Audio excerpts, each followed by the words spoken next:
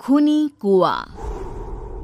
सीमा गर्मियों की छुट्टियों में अपनी नानी के गांव आई थी। सीमा नानी के घर पहुंचने के बाद अपनी नानी के पैर छूती है और उनसे आशीर्वाद लेती है।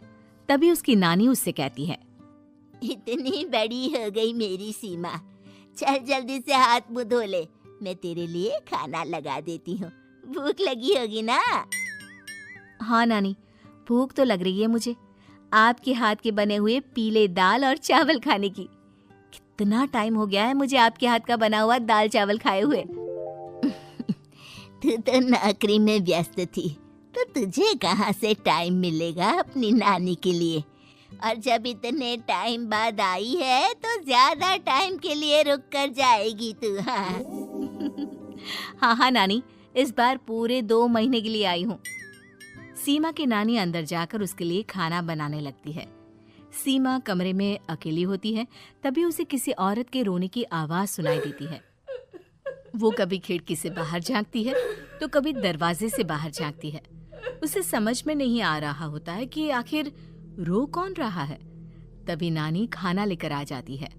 वो अपनी नानी से कहती है, नानी, कोई औरत रो रही है क्या? मैं जब से यहाँ आई हूँ तब से मुझे यहाँ किसी औरत की रोने की आवाज आ रही है।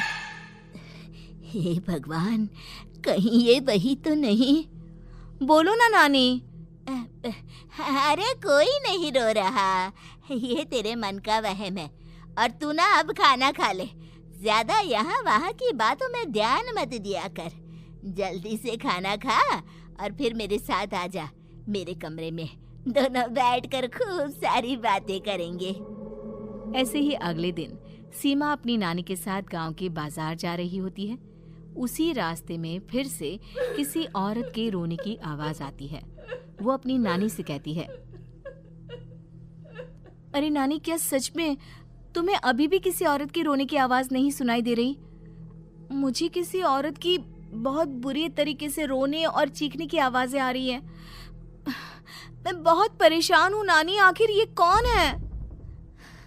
मुझे लगता है कि सीमा को शहर भेज देना चाहिए, यहाँ रहना उसके लिए ठीक नहीं। नानी बोलो ना, आप चुप क्यों हो जाती हो? सीमा, तू घर चल, मुझे तुझसे बहुत जरूरी बात करनी है। नानी सीमा को घर ले आती है और सीमा से कहती है, सीमा, कल सुबह तू शहर वापस चली जाएगी। अरे अचानक? आखिर क्या बात है नानी? आप मुझे ऐसे जाने को क्यों कह रही हो? मैं बस जो कह